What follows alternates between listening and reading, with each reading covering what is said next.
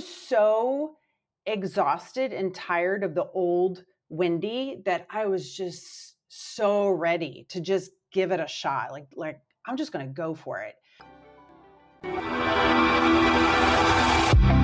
Welcome to the Wisdom of the Body podcast. I'm your host, Heather Grzych. Here, we talk about the profound connection between mind, body, and spirit.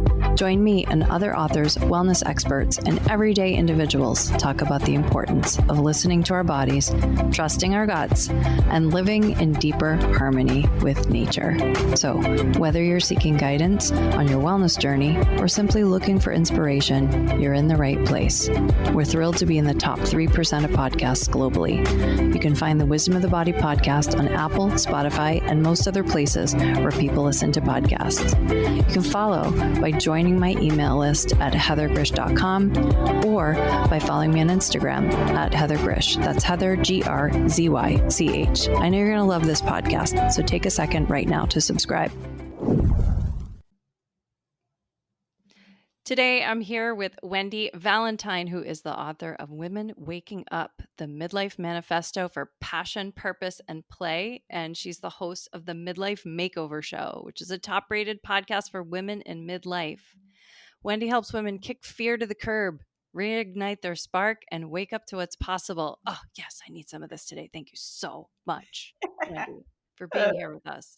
Thank you so much, Heather. I know it's going to be great. I can tell.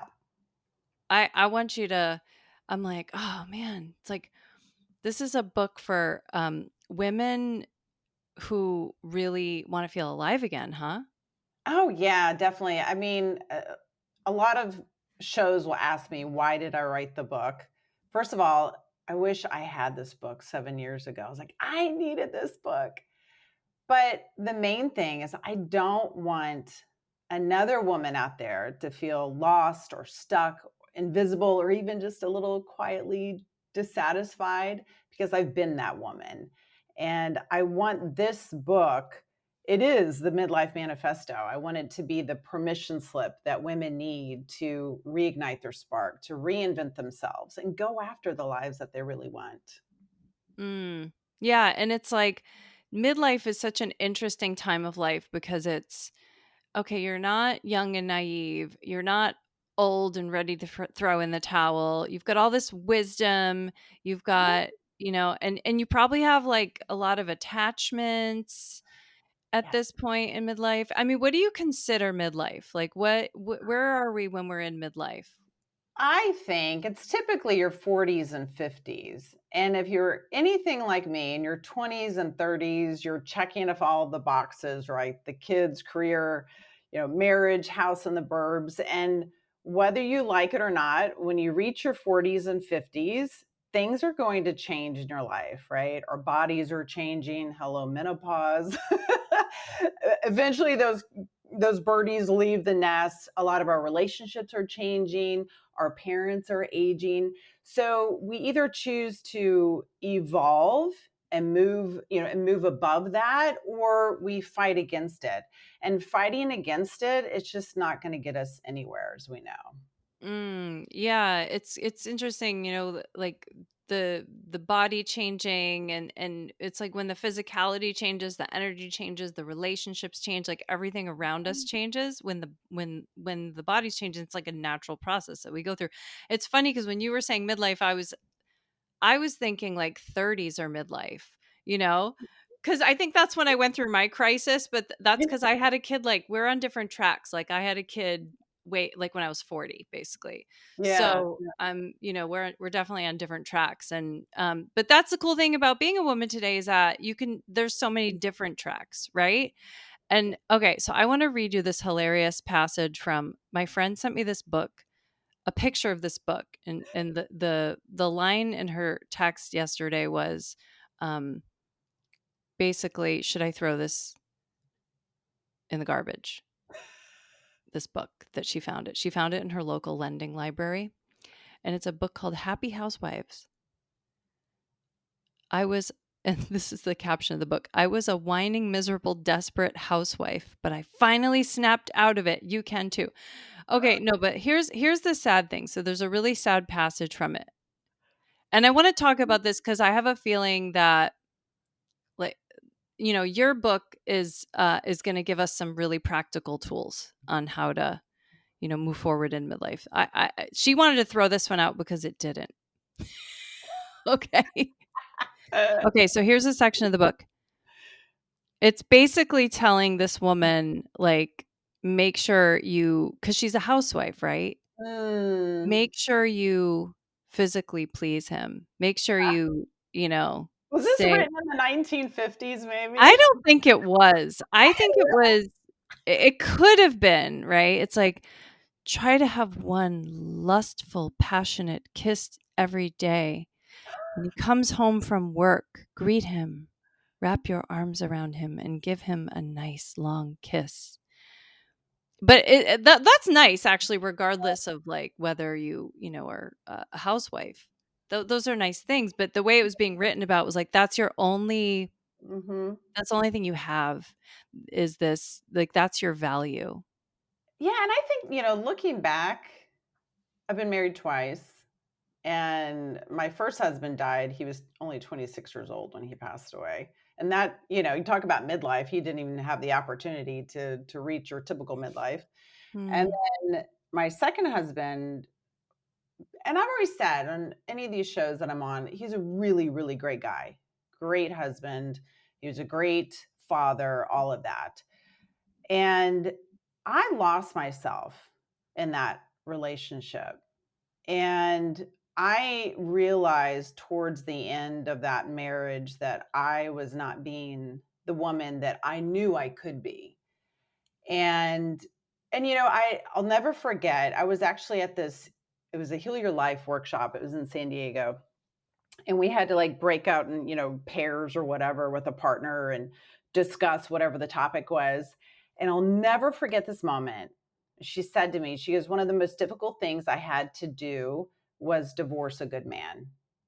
I was like, oh, I mean, talk about, I was like, I think that was wow. that was a sign for me. And I knew, I was like, I have to go. Right. It was like, I was in the years of, should I stay or should I go now? And I was like, I think I gotta go.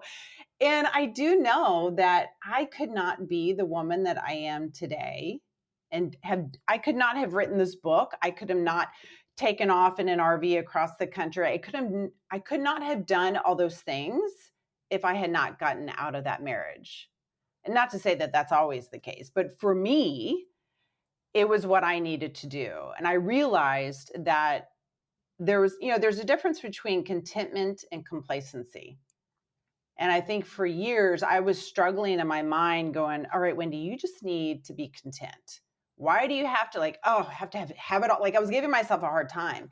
And then I realized that I had just become complacent, that I was doing all those things, like maybe even that book was suggesting, but I still was not fulfilled. Like, did it feel like you were trying to force things? Yes. Yep. Okay. I was, I had all the labels and the house and the burbs, and I had everything that I thought was supposed to have, and doing all the things. But deep down, I was not happy. And I couldn't Mm, figure it out. I could not figure out why. And there's a quote by Marianne Williamson. It's one of my favorites, and I think it saved me actually. And it's, our deepest fear is not that we are inadequate. Our deepest fear is that we are powerful beyond measure. It is our light, not our darkness, that most frightens us. mm. I remember looking at that quote on my wall and thinking, what if I really stepped into my light? What if I went all out? And I knew if I did, that meant, okay, I've got to file for divorce. I might need to get a different job. I might need to move to another state. I might need to totally flip my life upside down, because staying in the dark seems like it might be scary, but actually it was so familiar and comfortable for me. So I stayed there. Like it was scary, but it was also very comfortable at the same time. So going into the light was very, very scary for me, but I knew it had to be done. I had to do it to save my life, to save myself. And I think even that episode that I mentioned that I listened to about your, about your future self or your desires going after that, you had mentioned something about taking a chance on yourself. And that's what I did. Like, I have to take a chance on myself. At that Mm. point, even though I had taken several wrong turns, if you will, I didn't have any regrets in my life. And I knew that if I did not give myself a chance to go after my dreams, it would be my first regret in my life. Wow. Yeah. Yeah, it's a big deal to leave a marriage and comfort and how Mhm. and were your kids like already older when that happened? Yeah, so I had one little birdie still in the nest. He was almost out of the nest. Okay. And at that so I'm 52 now, I was 45 years old, and I ended up going into unemployment, massive debt. I was suffering from chronic illness. I had Lyme disease, black mold toxicity, menopause. Oh my gosh, it was a hot mess, even including the hot flashes. And then within a 6-week period, my dog died, my cat died, and then my brother died. Oh my God. So all Wow. of that happening probably within a few months, and went into a massive depression, anxiety, panic attacks from witnessing my brother dying. And yeah, my life was a mess. And I can remember just sitting there thinking, I'm going to be turning 50 soon. What am I doing? I have no job. I have no money. The kids are gone, almost gone. Like, who am I? And again, I completely lost myself. So I did not know who I was. Mm. And I had this wild vision of driving an RV across the country. And there was a part of me that it was kind of like an escape, like, oh God, I wish I could just get out of here. Yeah.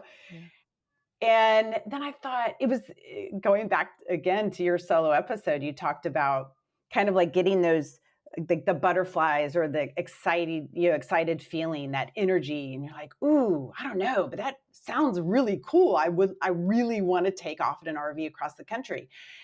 And here was the exciting part. It wasn't the RV itself or driving off into the Sedona sunset with the windows down and singing along to crazy You're songs by or whatever. yourself, right? You're by Yeah, yourself? yeah, totally by myself. Oh, And wow, yeah. here was this is what excited me about this vision, this dream, was the woman behind that steering wheel, the one that was in the driver's seat, not so much the driver's seat of the RV, but of my life. And I Mm. envisioned this happy, healthy woman that was financially free, that knew who she was, that loved who she was, that didn't have all the fears that I'd carried for decades. I mean, decades Mm. at this point, the perfectionism, the people pleasing, the approval seeking, all of it. It was just, I was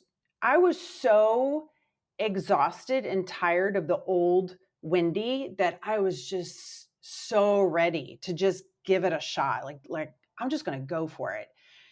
And it's amazing how the stars align when you finally say yes to yourself. Mm. And within a week, I got a job offer in Illinois. So I packed up everything in Virginia, moved to Illinois to start this new job that I had never done before. It was selling new construction houses. I was like, I have no idea what I'm doing, but I was like, I'm going to go for it. And to the point of that is that, sometimes you do have to do things that are temporary to get you to that next step that, it's a stepping stone, right? Doesn't mean you have to stay there forever. I didn't want to move to Illinois. I didn't want to take this job, but I was like, okay, I just had this feeling it was going to take me to that next step. And within a 2-year period, I ended up chipping away at the amount of debt. I sought therapy for the panic attacks and depression, really started focusing on my health and my well-being, eating better, exercising, meditation, journaling. I mean, I went all out. And that was my mindset. I thought, you know what? If everything I've been doing has not been working out very well, what if I just do the total opposite? Like George Costanza on the Seinfeld. You know what I mean? Do you remember that? Yeah. I was like, well, George did the opposite day. I'm going to just do opposite chapter in my life. And sure enough, I worked every day consistently on becoming the woman that I wanted to be. And I didn't worry so much about the what, when, where, and how. All of those details, which I think that we naturally as human beings, we're like, I've got to figure out how this is going to happen and how that's going to happen. It's so overwhelming that we just lose sight of just being the person that would actually start a podcast, write a book, take off in an RV across the country, really focusing on who you want to be instead of all the crazy details. And those details just naturally they work themselves out. It's crazy. Wow. Making plans and like focusing all our energy on that. So, Mm-hmm. do you think all women go through a transformation like this in midlife? Has that been your experience that you've seen? I In feel some form, in right? It's some going to look form, different. yes. And I feel like, yeah, I mean, obviously, the crap really hit the fan for me. Not it doesn't have to happen that way for everyone. I hope it doesn't. It forced me to change, right? And my hope is, for even women, I actually do have women in their 20s and 30s reading my book, which is awesome. So then they're not going to be in such shock when things start to change around them, right? But I do think, again, yes, things are going to change in your life whether you like it or not, right? Yeah. Physically, mentally, emotionally, spiritually. And I do think that, what's nice about when you reach your 40s and 50s, you're old enough to know what worked and what did not work. And you're still young enough to do something about it. Yeah. And I think also with, society, I think this is changing a lot, that we're taught that, okay, the birdies leave the nest, you're going through menopause, you're aging. Okay, this is the time in our lives that we get quieter and we just kind of fade. And I'm like, Mm, no, like I am turning up the volume so loud in my own life, which also helps other women, to encourage other women to do the same. And I think that's how we all help each other out. It's like, oh, mm. well, look at Heather. She's writing a book. She's writing another book. She has a show. She's all the like when we see other women doing this, it's like, okay, I can do that too. Yeah, I love it. I mean, Mm. you're making me think of what is it? The Kurt Vonnegut quote, like rage against the dying of the light. Yeah. I mean, it's not the dying, but if you feel the light dying, it's sort of like you're raging against that Right. process and trying to reclaim it. I love it. Well, And I do think that the 20s and the 30s will get a lot from this book because I would have gotten a lot from this book when I was 32, when I was going through a divorce. You know, I definitely would have gotten a lot. And in fact, like that wheel thing, which I want to talk about, the wheel of midlife that you put it, I literally had like a very similar, I did an exercise like that when I was that age.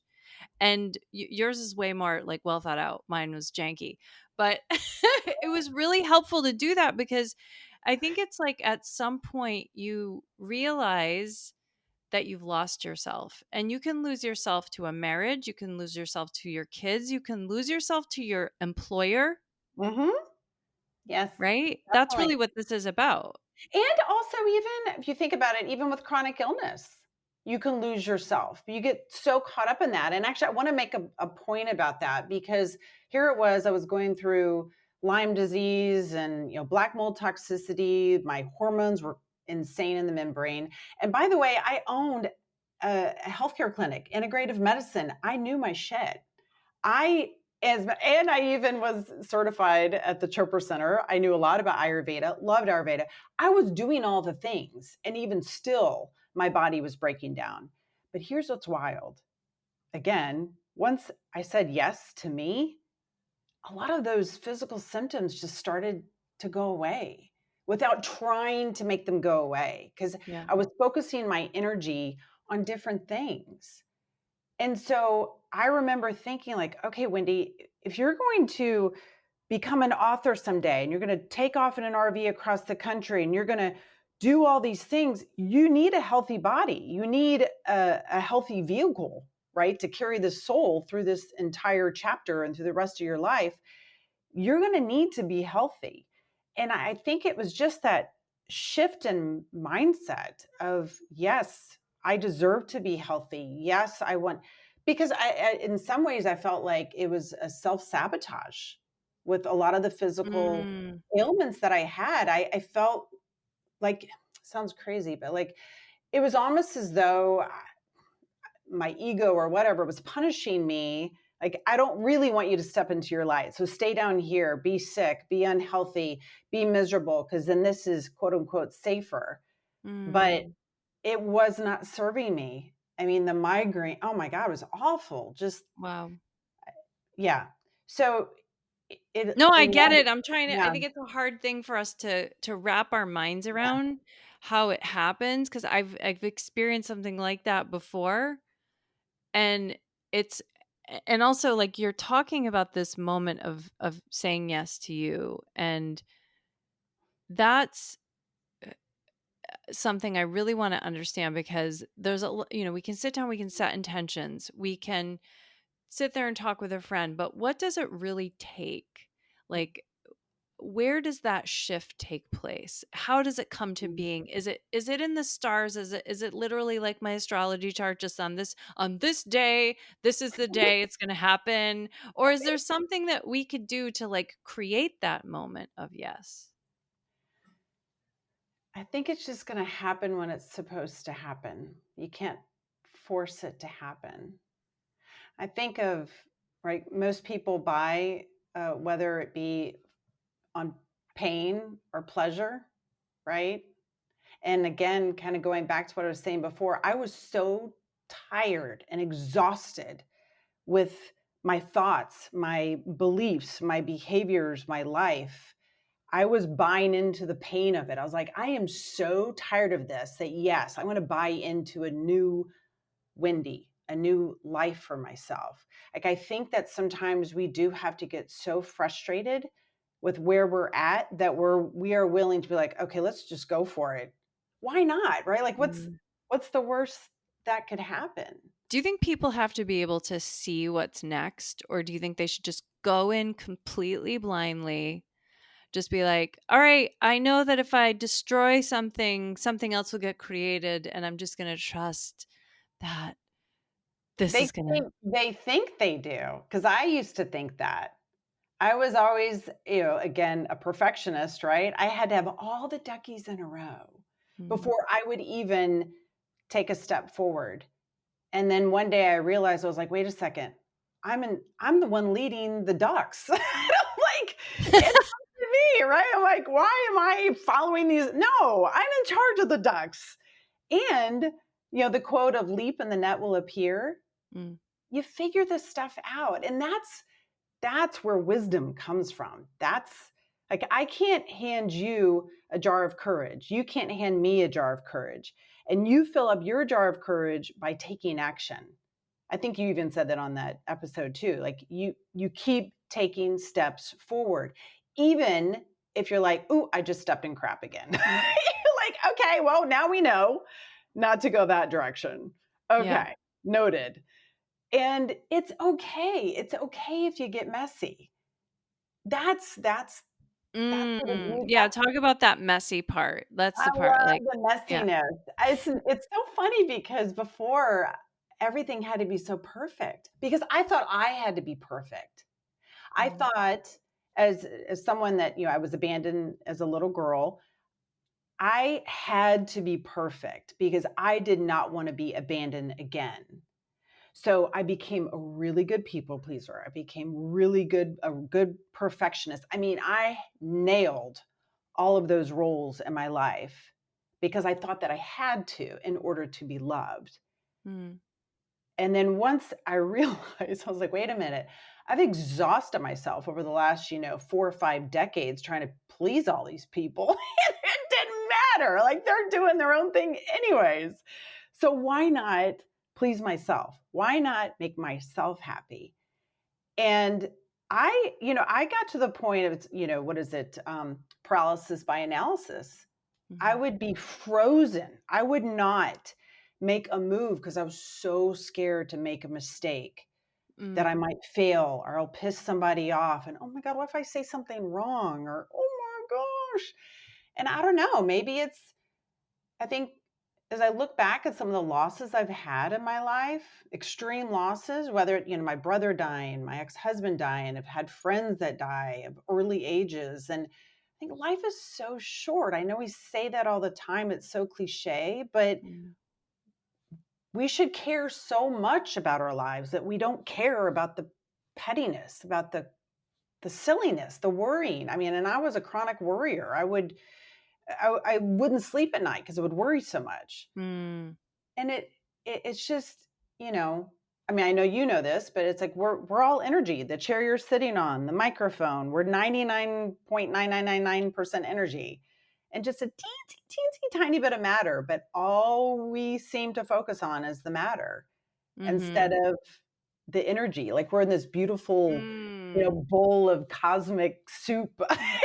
Right, which is influencing the matter and forming the matter and all that stuff. Yes. Okay, one of the Yeah. things you said earlier, I wanna just highlight this, or maybe if you want to elaborate on it, because it just really seemed very clear in terms of guidance for people, which is that when you were talking about going to Chicago and taking that job, and you said, like, you just need to know that, like, this is the next step. This next step feels good. And I can't remember exactly how you worded it. I'll have to go back and Mhm. listen to the episode later.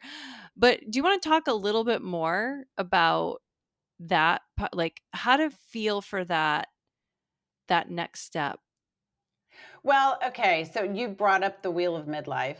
Yeah. And this is something that you can do at home, right? Take a piece of paper and a pen, draw a circle, divide it into 8 triangles, and then you're going to label each triangle: family, finance, health, career, friends, love, leisure, growth, as It in looks like personal. a pie, Yeah. right? Yeah. Yeah. It's like a pizza pie. Yeah. And then you're going to take each spoke and rate it 1 to 10. So 1 is totally dissatisfied, 10 is satisfied. And you're going to go through each category and where do you rank your life at that moment in time? Not where you like it to be, not what it used to be, where it is right here, right now. And this, I think, is such a great way to get unstuck because you hear that a lot. I'm stuck. I don't know what to do next. I don't know. And I was in that place, especially with my health, mind, everything was messed up, finances, job, everything. So 7 years ago, I, did that same little thing with the wheel of midlife, and every category was probably under a 4 because everything was such a mess, which was fine. And my goal is to try to figure out just one step to take forward. And the lowest ranked category on my wheel of midlife was a career. I had no career. I had no job. So I was like, okay, if I get a job, we got to start, we got to start there. And what's amazing though is that if you just start in one area of your life, then those benefits actually spill over into the other areas of your life. As you Mm. improve your health, your relationships improve, Right. your sleep improves, all of those things. It's just amazing. Again, like how it kind of keeps going and keeps going. But it's a great way to get unstuck and to figure out where to start. And just take one step. It's like Lao Tzu said, a journey of 1,000 miles begins with a single step. Just take a step and you'll figure out the next thing and the next thing. I mean, and again, you don't have to have it all figured out. I didn't know how to drive an RV. I didn't know how to sell homes in Chicago, Illinois. I didn't know. It was just Well, let like me I ask was you this, because totally you just winging it. wrote a book, right? Yeah, So, yeah. were you a writer? Because I'm picturing, like, I'm like, did she write before? Did this just emerge as a talent through all of this? Because it's not that long ago. You said you were going through this, right, in your mid 40s, and Yeah. you're only Yeah. 52 now. So that kind of transformation Mhm. takes a long time for people, but it's not that long for you. No, and so when I became a quote unquote writer, when I fell in love with writing, this was probably 10 years ago. I decided I was going to become a French pastry chef. And I took off to Paris for like a few months. I have a friend who's going to die listening to this who did the same. So this was so cool. And I had, and it was a moment. I remember my in-laws had just passed away, and I'm sitting there and I was doing the medical billing for the practice, which I hated, despised. And I just had this moment sitting at my desk and I started bawling. I was like, what am I doing? I'm like, I cannot do this anymore. I was like, I want to do something different with my life.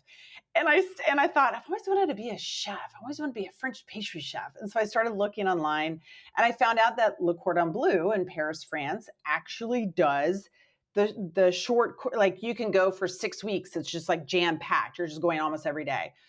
Anyways, I went for it.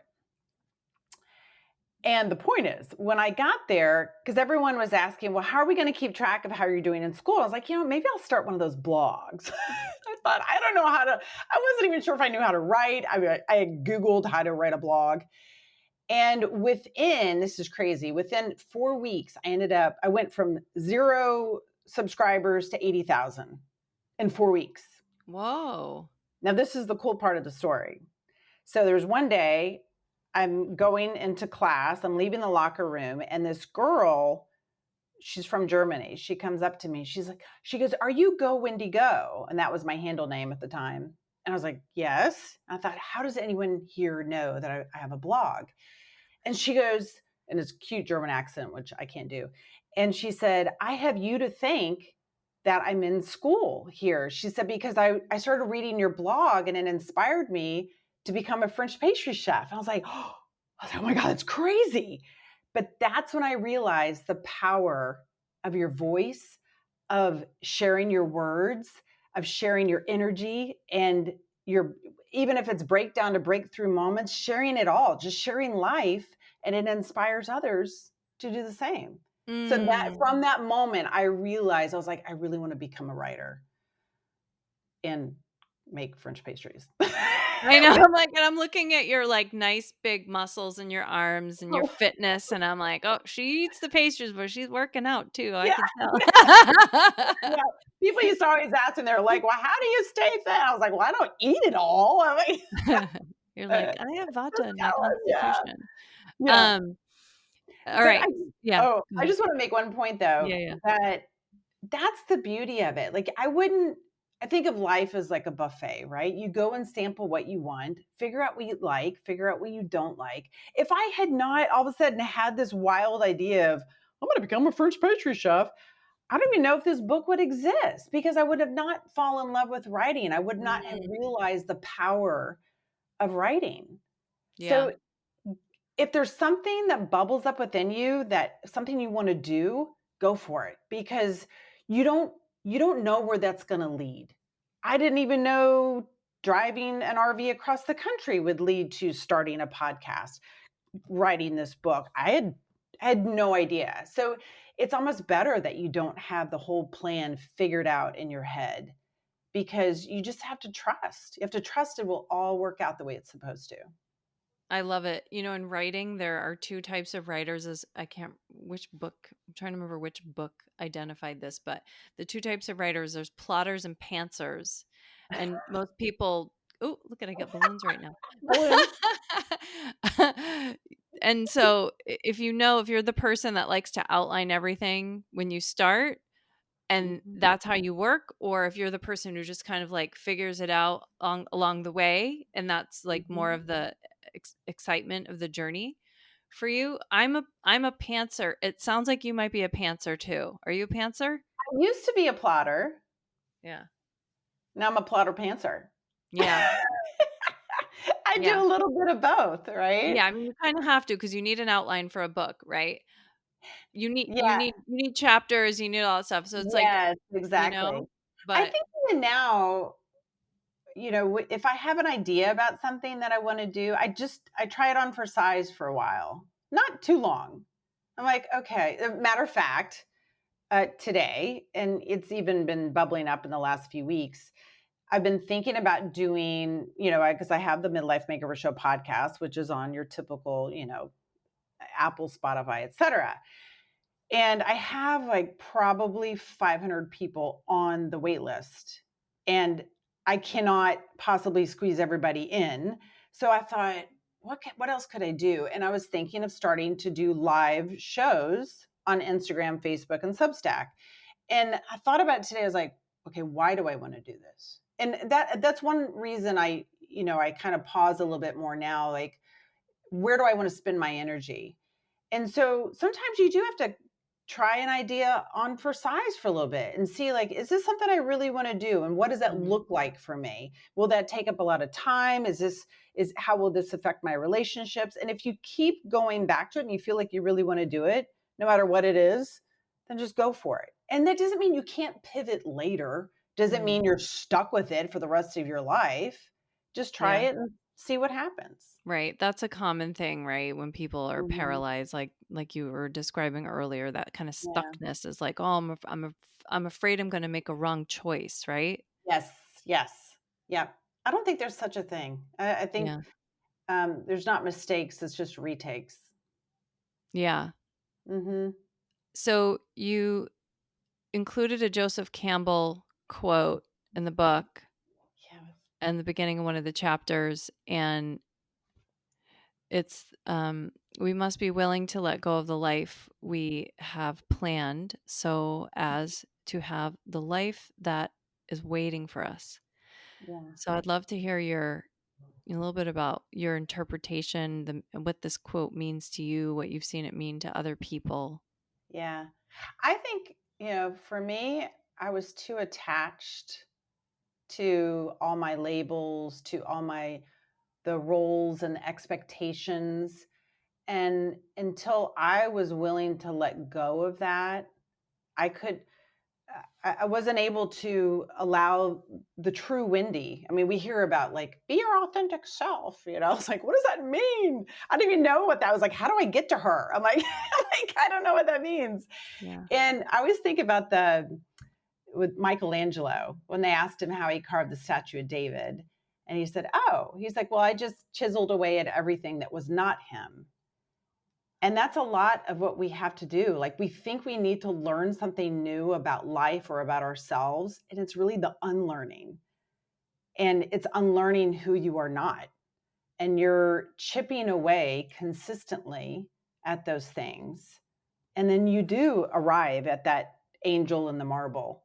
And I think that's one thing too, in your 40s, 50s, 60s, by the time you get to midlife, if you haven't been carrying that chisel around with you, then you're carrying around a lot of heavy marble that is not you. That's how you kind of get lost. That's how you lose yourself, because you're caught up in all of the rules and roles and expectations that, whether it's society, family, friends, everything that you're carrying for everybody else, but it's not really you. And I Mm, think you have to have those hard conversations with yourself to ask yourself, like, who am I? Like, what are my values? What are my beliefs? And mine changed a lot, because I never really asked myself any of those questions. mm, And just getting real with yourself and who you are and who you want to be. mm. I love that. All right, talking about vulnerability, like just our bodies love truth. It Yeah. helps us flow, right? You want to live in truth, and at the same time, like putting on our personal struggles, whether like it's divorce or illness or anything, right? Mm-hmm. Grief. If we put that up in public, right, that can feel really, really scary. So how, eh, and when I was interviewing Kirti Tawani, Oh who yeah. gets very, very vulnerable. I mean, to me, it feels vulnerable because I'm like, I'm not going to pluck my face on Instagram. I can't do it. I can't. I'm sorry. I don't want you to know I have facial hair, but it's like, um, it- what feels vulnerable to one person won't feel vulnerable to another one, but the Right. point is, like, how do we choose to share the parts of it? Like, what do you think is important when it comes to sharing? Like, how do we choose to share, even when we're going through something really, you know, that we feel ashamed about, even, you Yeah, know? you Yeah. know, so the first thing that pops in my mind, I got certified in positive psychology, and the one main thing I got out of that was that you're a human being being human. And as human beings, we're built with emotions. I mean, on average, we have typically like 19 emotions, right? Everything from joy and gratitude to jealousy and grief. And they're all normal. And again, for me, having had been a perfectionist and a people pleaser, I only felt that I could show the happy sides of Wendy. Wendy's always like Mm. this. Bubbly, bubbly And Wendy. then, what happens is that when you try to go through especially extreme loss in your life and try to be happy throughout the whole thing because maybe trying to be happy for everyone else so that they're not sad, Mm. Mm-hmm. and I did that when my husband died at the age of 26 years old. I was a single mom with 2 kids. I didn't have time for grief. Did not have Right. time. I was working 2 or 3 jobs. I was like, no, you just got to go, go, go, go, go. No time for grieving. Okay. And then what happens? My brother dies a couple decades later. And I'll never forget this moment. It was on my way to the airport, and I'd packed my bag and I was going to go, to see my brother before he passed, and he was in a coma. And I remember I walked past this mirror on the way to the front door, and I stopped and I looked at myself and I said, "You're going to grieve this time. You are going to give yourself the gift of grieving. I don't Wow. give a crap what is going on in your life, what you think you got to do or who you got to be. You're going to grieve this time." And of course, sure enough, as when my brother died, every other loss came to the surface at the Mm. same time. Everything from relationships to deaths to anything and everything was just like, whoa. And I just went all out with the grieving. I mean, talk about dark night of the soul. But I also knew too that on the other side of that would be that authentic Wendy, would be the authenticity, the vulnerability. And it felt so good to just cry or just to be like, I'm pissed off today, or actually I'm happy today. I'm truly happy. I'm happy because I want to be happy, not because everybody else wants me to be Mm. happy, right? And I think it's just for each And you person. didn't trap it in and let it Yeah. hurt you, right? Because Mhm. that's really like the thing with when we have health issues too, right? Yes. Trapping in those emotions and yeah, it's like you freed yourself of it just from feeling it fully. Yes. Yeah, the body keeps the score, right? I mean, Mm. it was really keeping score. So, I mean, it was Yeah. manifesting in so many different ways in my body and in my life. And and Yeah. going with the doshas here, if you can possibly imagine, I'm like a pitta to the nth degree. And I mean, I was on fire in so many different ways. And my body literally was like on fire in inflammation, my mind, my thoughts, my everything. Mm. And whew, man, did I need to cool that off because it Yeah. was, it's exhausting trying to maintain all of that. And again, I had to be honest with myself, like, why am I hanging on to some of these diagnoses? And as running a healthcare clinic, I would see so many patients that would come in with different illnesses. And I remember this one lady, I asked her, I was like, who would you be and what would you do if you did not have this diagnosis? And there was more fear in her eyes than just having this horrible diagnosis, this label. Because if you think about it, you remove those labels, then maybe you won't get the attention from certain people because you have this diagnosis, or because you have to live, oh, you can't work because you're too sick, or whatever. And I mean, that was me. I was clinging on to those things for some reason. I didn't know why at the time. But once I gave myself permission to heal, truly heal, then a lot of that, it just started to fade. It's pretty wild. It's right? Yeah. It's like it just Yeah. and it's so energetic. It's so hard to explain how that happens, but it does it affects the physical world. Mm-hmm. And I want to say too, I love this metaphor, this analogy of the butterfly. And if there's a butterfly inside the chrysalis and you wanted to go ahead and take it out early so it could fly. And if you cut the top of that chrysalis off and you take the butterfly out, the butterfly would be deformed and it would die. So the butterfly actually has to struggle. It has to pump the blood through its wings, through its veins, and it has to push itself through that chrysalis so it can fly and be free. So don't be scared of the struggle. Don't be scared of challenges. Allow it's okay. It's okay to struggle, actually, because it's through that struggle that you learn so much about yourself and about life. And I feel I'm so grateful for life now. Honestly, I wasn't really that grateful for. I was just doing the life thing. I was just like, okay, going through the motions. I am so grateful for life now. So And grateful. build some hot, sexy muscles in the process. Yes, that's right. I'm trying. It's just from here up though, just for Zoom. Yeah. Yeah, we just pump our arms. Yeah. We do our face yoga and Yeah, pectoral exactly. muscles. Okay. So I know we've been having some fun here today and I've Yeah. enjoyed it. Last question. What does Yes. the wisdom of the body mean to you?